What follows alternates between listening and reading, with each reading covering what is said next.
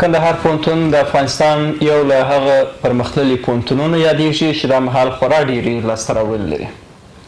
دا پوهنتون له کابل پوهنتون وروسته خورا ډېر حساب پر کېږي او هر وخت لاسته راوړنې لري او د افغانستان په پوهنتونونو کې خپل معیار او نوم ساتلی دی. څه موده مخکې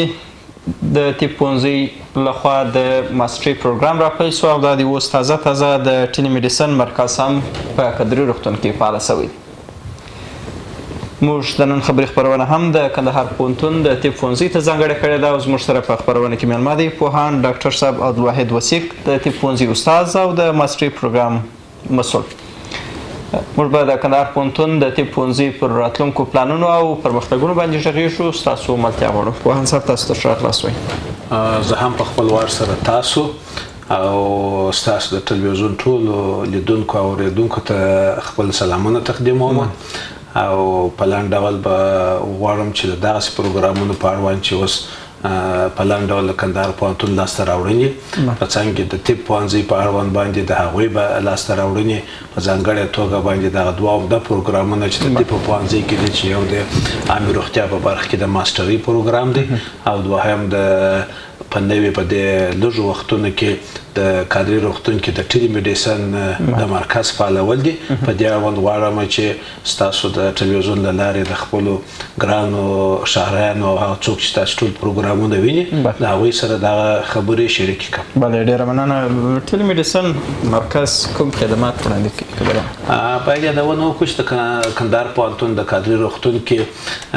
تقریبا داسې ډېر په کمه یو 2 هفتې به اوس کېږي چې دغه مرکز فعاله شوی دی. دغه مرکز د آلمان په هیواد کې د طبي ډاکټرانو په مرسته باندې د کادري روغتون کې فعاله شوی دی. د دې مرکز دندې دا دی چې دغه مرکز اوس فعلا یوازې په یوه برخه کې چې هغه د اورتوپیدي برخه ده، یعنی یوازې هغه ناروغان چې هغوی د ملا د غاړې یا د هډوکو د مفاصلو د دې ناروغۍ ولري او د هغوی دلته ډاکټر صاحبان د هغوی د علاج حتی د تشخیص څخه ستونزمن مې ورته نسي په درسته توګه کولی. د دغه پروګرام د لارې موږ کولی سو چې د هغو ناروغانو څه چې هغه دوسیه او هغه معایناتونه چې دوی ترسره کړي دي هغه ټوله دې پروګرام ته شاملوو او د دې پروګرام د لارې د جرمني هیواد څخه زموږ سره تقریبا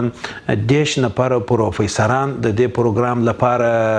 پر لاین باندې دي زموږ سره همکاره دي. دغه څه چې د یو مریض څه چې د معاینات دا ټوله موږ دلته پروګرام ته ثبتوو په پروګرام کې چې ثبت مو کړه ده دغه 10 سره پروفیسرانو ته دغه معلومات هغوی ته ځي.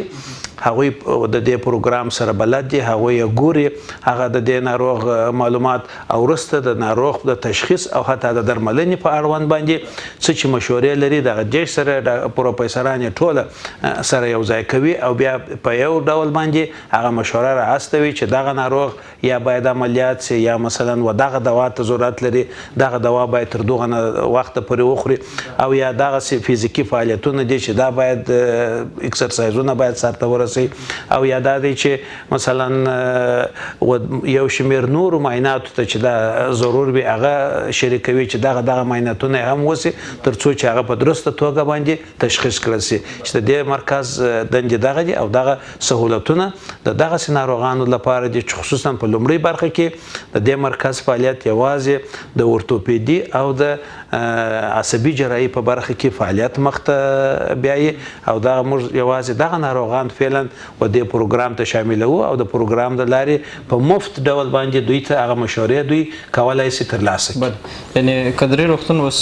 مراجعین لري ناروغان؟ کدري روغتون اوس مراجعین زیات لري، د مراجعین یې زیات دي، خو دا چې دی د ټولو مراجعینو لپاره نه دی ځکه چې کدري روغتون کې هر ډول ناروغان راځي. دا یوازې اوس فعلا په یوه برخه کې چې هغه د اورتوپیدي برخه ده چې په هغه کې د ملا د هډوکو ناروغۍ دي، په هغه کې د غاړې د هډوکو ناروغۍ دي، په هغه کې د زنګنو او نور بدن د مفاصلو ناروغۍ دي. یوازې دغه ناروغان اوس کولی شي د دې مشورو څخه ګټه واخلي او ګټمن سي او مستفید سي. بله او محصلین څومره ښه دي په دغه سیستم کې؟ دا سیستم د ټیلی میډیسن سیستم چې دی دا د تر اوسه پورې د محصلینو لپاره نه دی دا یوازې د په سطح باندې یوازې د ناروغانو لپاره دا اوس مرسته کوي د دې لارې څخه اوس موږ په دې باندې کار کوو چې وکولای شو چې په مختلفو برخو کې خصوصا د اورتوپیدي په برخو کې د محصلینو لپاره د عموما د سکایپ د لارې څخه یا د دغه ټیلی میډیسن د لارې څخه هلته یو تعداد پروفیسوران چې هغوی هلته په پوهنتونونو کې استادان دي لیکچرونه ورکوي په راتلونکي دا پلان دی چې د دې لارې به د هغو لیکچرونو څخه زموږ دغه محصلین چې دلته دي هغوی به موږ څخه ګټه اخلي او دغه پروګرام باندې هم اوس کار روان دی بله ژبه انګلیسي ده که نه عموما چون بین المللي دغه دی ټوله په انګلیسي ژبه باندې څه چې هغه موږ معلومات داخلوو هغه هم په انګلیسي ژبه باندې داخلیږي و دې پروګرام ته او هغه څه چې د هغه ځای څخه موږ د دوی مشورې ترلاسه کوو هغه هم ټوله په انګلیسي ژبه باندې دا مرکز به د څومره وخت لپاره دی سپورټ کوي دا مرکز چې دی دا خو اوس فعلا دپاره یوازې ما تاسو ته وویل چې د اورتوپیدي په برخه کې دی او پر دې باندې انشاءالله موږ کار کوو چې په کراره باندې به نورې برخې هم پکښې کې را شامله کړو چې اوس په دوامه کټګورۍ کې موږ د دوی سره چې خبره کړې ده د پوستکي د ناروغیو باندې مثلا هلته هغه پروفیسوران چې دي هغوی و دې ته حاضر دي چې مثلا د پوستکي هغسې ناروغۍ چې هغه دلته علاج یې نه وي یا مثلا نشي کولی هغوی کې هم دوی د دوی سره شریک شي او دا مشورې ورکړي په څنګ کې به موږ د عمومي جراحي او هم د داخله ناروغیو په اړوند باندې هم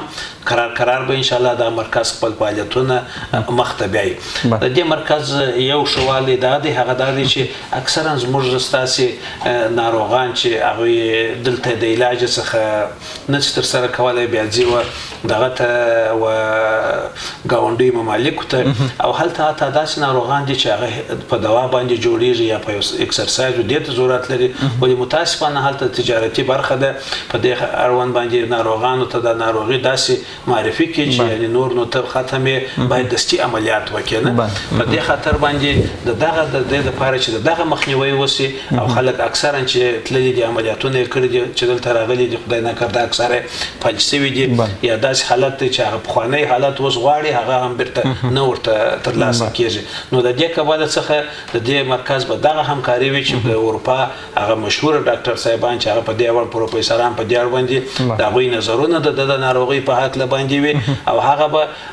یعنې په اکثره وختو کې دوی د کولی شي چې ساده اکسرسایزونه او انشاءالله د دوا په واسطه باندې جوړ شي او اپریشن یا عملیات ته هېڅ ضرورت پیدا نه شي او د دغسې بې ځایه عملیاتونو د ترسره کولو چې هغه یوازې د پیسو لپاره وي د هغه څخه به مخه ونیول شي بلې او دا نتیجه بیا په څومره وخت کې تاسو ته رارسېږي تقریبا په یوه هفته کې چې موږ مریضان په هفته کې یوه ورځ موږ اوس فعلا دغه ورته ایښی دي چې په هفته کې یوه ورځ به هغه مریضان چې هغه شته هغوی به دلته راجسټر کېږي معذب ډاکټر صاحب شته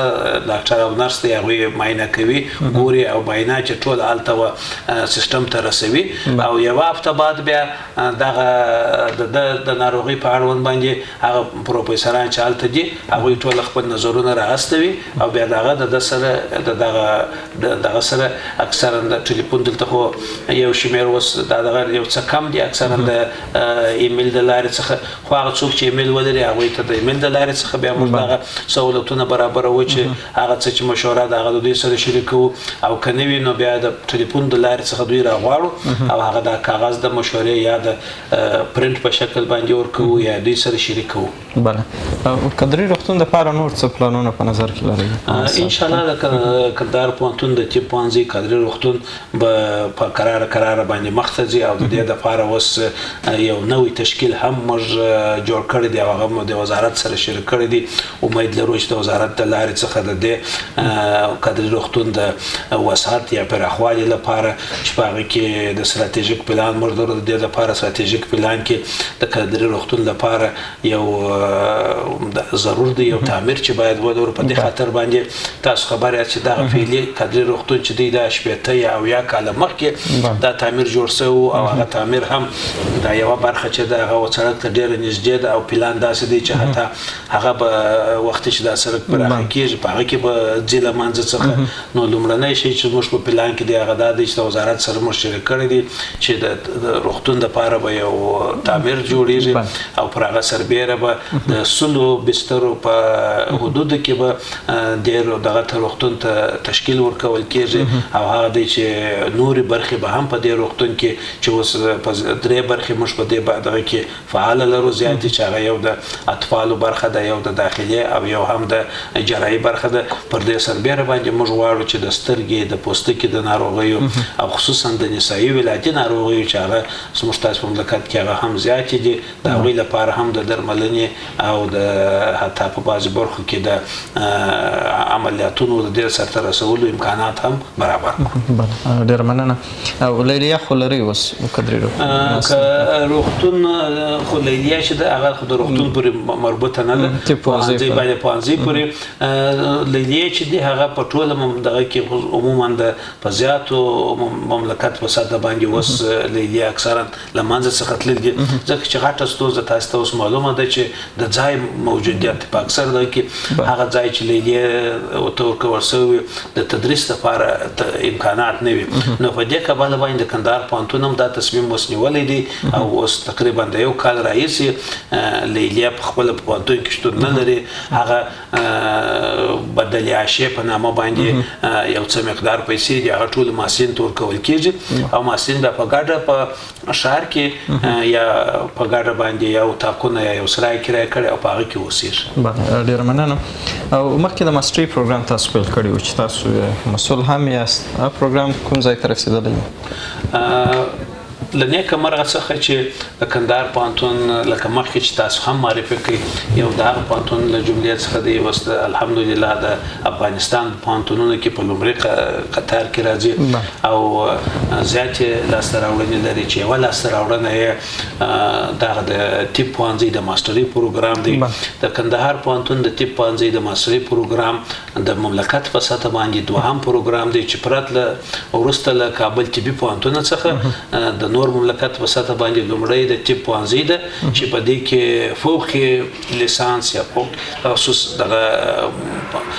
زده کړې هم هغه ترسره کېږي او امکانات یې د خپلو ښاریانو او د دې منطقې د خلکو لپاره برابر کړي دي. د ماسټري پروګرام مخکې هم که ستاسو په یاد وي ستاسو سره د دغه ټریبیون د لارې موږ د خلکو سره شریک کړی وو چې دا پروګرام تقریبا د لومړی سیمسټر یې د جنوري د 2018 کال د جنوري په لومړۍ نیټه باندې پیل شو او هغه لومړی سیمسټر اوس د مې د اپریل د میاشتې په 19مه نیټه باندې هغه 14 هفتې ختم شوې لومړی سیمسټر ختم شو د لومړي سیمسټر امتحانونه هم ترسره شوه په لومړي دغه کې ټولګي کې چې اوس پیلنځي د خیر دوم سیمسټر ته په دې کې موږ 21 تنه محصلین لرو چې په 21 تنو د جملې څخه 2 تنې هم زموږ خوندې یا زنانه ډاکټر صاحبانې دي او هغه اوس پیلن په دې پروګرام کې دوی دغه تدریس او د ماسټري پروګرام مخ ته بیایي. د دوی لومړی سیمسټر ختم شو دوم سیمسټر به د جولای د لومړۍ نیټې څخه یعنې د اختر او د روژې وروسته د خیر پیل کېږي او په څنګ کې موږ د دې دپاره چې دا پروګرام یو دوامداره پروګرام دی او هر کال لکه د نورو پروګرامونو په شکل د تحصیلات عالي یا د لوړ زده کړو د نورو پوهنځیو یا پوهنتونونو په شکل باندې د نورو پروګرامونو مخ ته ځي دا پروګرام به هم دغسې روان وي انشاءالله. د دې د دوهم صنف لپاره چې لومړی دوهمه دوره کېږي د دوهمه دوره به د اسد د میاشتې په لومړۍ نیټه باندې پیلېږي نو له دې کبله څخه موږ په خپله د ټولو هغه ډاکټر صاحبانو څخه چې هغوی یا د خپله د معالجوي طب څخه فارغه وي یا د صحت عامې څخه فارغه وي یا د نرسنګ څخه فارغه وي هغه نرسنګ چې هغه د لیسانس په سویه باندې وي یا د غاښو د ستوماتولوژي پوهنځي څخه فارغه وي او یا د فارمسي څخه فارغه وي دغه ټوله چې فارغین چې سند ولري د لیسانس هغوی کولی شي چې دغه د ماسټري پروګرام ته په اصطلاح درخواست یا وړاندیز وکړي او هغه خپل شرایط لري چې هغه امتحانونه دي د عموما 3 امتحانات ځینې اخیستل کېږي یو د انګلیسي ژبې امتحان ځینې اخیستل کېږي دوهم د مسلکي امتحان ځینې اخیستل کېږي او دریم یو انټرویو یا مصاحبه ورسره کېږي وروسته د هغه څخه هغه مشخص شمېر نفر چې د دې پروګرام لپاره ضرور دي هغه ټاکل کېږي او هغه به هغه صنف مخ ته بیایي. هغه 21 تنه محصلین چې په لومړۍ ورځ تاسو دې پروګرام کې شامل کړي تر اوسه پورې سره موجود دي که نه کم سوي دي؟ تر اوسه پورې زموږ سره 22 نفره وه. په اول ځل کې چې دوی دغه تقریبا 15 نفرو امتحان ورکړي په لومړي ځل باندې. په 15 نفرو کې هغه 3 سره امتحانونه چې خلاص وه، په هغه کې 22 نفره د دې جوګه سوله چې دا پروګرام تعقیب کړي. 22 نفره وه. بیا د 22 نفرو څخه یو نفر چې هغه کوم ستونزې د کورنۍ ورته پیدا سولې، نه سوی کولی چې دا پروګرام مخ ته بوځي، او د هغه څخه اوس فعلا 21 نفره تر اوسه زموږ سره شته. او دا هغه تازه فارغه سوي محصلین دي که نه؟ نه، عموما ټول اوس فعلا چې زموږ سره دي ټول هغه ډاکټر صاحبان دي چې دوی تقریبا 2 یا 4 کاله یا حتی 15 کاله په خپل دغه دنده مخته بیولې ده. په دغه کې په کلینیکونو کې ډاکټر صاحبان دي یا په صحت عامې سره اکثره هغه ډاکټران دي چې د عامې روغتیا د ریاست سره د په مختلفو برخو کې دندې ترسره کوي او هغه د وظیفې ټول اکثرا لري. د ماسټرۍ د پروګرام اصلي هدف هم دا دی چې عموما د عامې روغتیا په برخه کې منیجران روزي، داسې یو څوک روزي چې هغوی ښه منیجمنټ ولري او دوی وکولی شي چې پالیسیانې د دپاره جوړې کړي. ځکه چې زموږ ستاسې د مملکت په سطحه باندې غټه ستونزه چې تر اوسه پورې په نړۍ په سطحه موږ لرو، هغه اوس هم د مور او ماشومانو د مړینې کچه ده چې هغه اوس فعلا هم که څه هم زیات کارونه ورته سوي دي، بیا هم نسبت پخوا ته ډېر راټیټه سوې ده، ولې بیا هم متاسفانه اوس هم موږ د نړۍ د هغه لومړیو هیوادونو په قطار کې یو چې تر اوسه پورې زموږ په مملکت کې د میندو او ماشومانو د مړینې کچه ډېره زیاته ده. نو اصلي هدف د دې پروګرام هم دغه دی چې دغسې منیجران وروزي چې هغوی پالیسي جوړونکي وي او یا د پالیسي تطبیقونکي وي چې موږ د دوی په مټ باندې وکولی سو خصوصا په دې حوزه کې داسې بدلونونه راولو چې هغه د میندو او ماشومانو د مړینو کچه چې راکم. ډېر مننه. او د نوو محصلین د جذب لپاره بیا څه وخت پروګرام لري؟ دا په څومره وخت کې به تاسو نور محصلین جذبوئ؟ په هر کال کې لکه دغه نور پروګرامونه د پوهنتون چې دي په کال کې یو دوره ده، په هر کال کې یوه دوره ده. له دې کبله چې مخکې تاسو سره موږ شریکه کړې وه چې د دې پروګرام هغه په اصطلاح اپلیکیشن چې دی یا تړون چې دی یا پارټنرشپ چې دی، هغه موږ د یو ډېر قوي پوهنتون د نړۍ سره چې هغه د جان هاپکینز پوهنتون دی د امریکا په متحده ایالاتو کې په لومړي پوهنتونونو په جمله کې د هغه سره لرو. نو د هغه یو څه تخنیکي ستونزو په اساس باندې موږ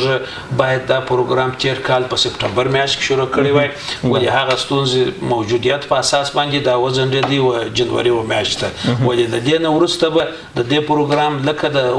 لوړ زده کړو د وزارت نور پروګرامونه کانکور امتحان یا امتحان به هم د هغوی سره یو ځای اخیستل کېږي او سیمپونه به هم مخکې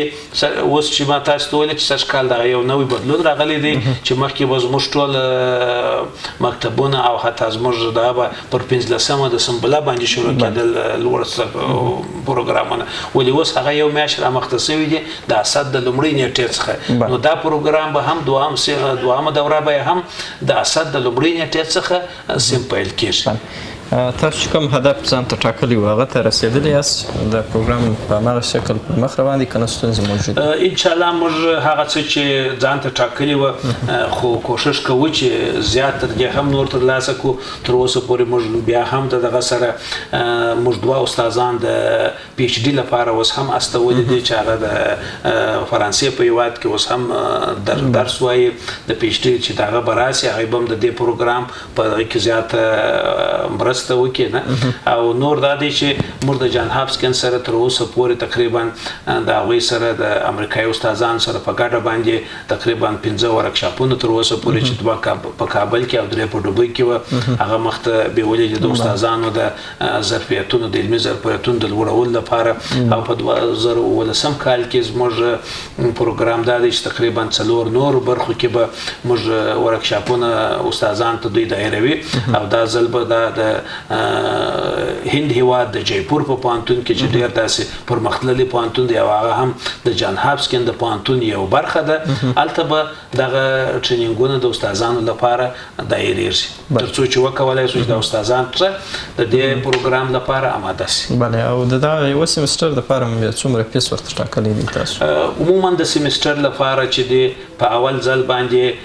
50,000 افغانۍ د دغه دی د حق الشمول دی او 15,000 افغانۍ د هر سیمستر فیس دی نه چې په لومړي سیمستر کې 50,000 افغانۍ کیږي او بیا په نورو سیمسترونو کې بیا 15,000 افغانۍ یو محصل دی باید د دې پروګرام د لارې و دولت و حساب ته تحویل کړي. او طب پوهنځي دپاره خپله تاسو په کومه سویه استادان دا مهال لرئ؟ څومره ماسټران لرئ مثلا؟ د طب پوهنځي کې اوس موږ تقریبا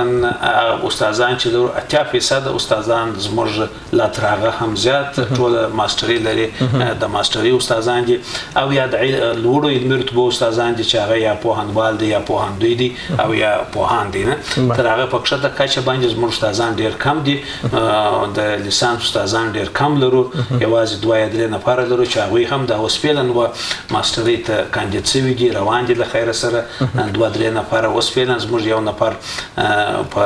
جیپور پوهنتون دغه کې اوس هلته ماسټري مخته بیایي او درته مې وویل چې د دې پروګرام دوه استادان پی ایچ ډي دپاره تللي دي او همدارنګه 3 نفره نور استادان چې موږ اوس فعلا هغه به په دغه نږدې وختونو کې شاید یو میاشت بعد د خیره سره د مالیزیا هېواد ته د ماسټري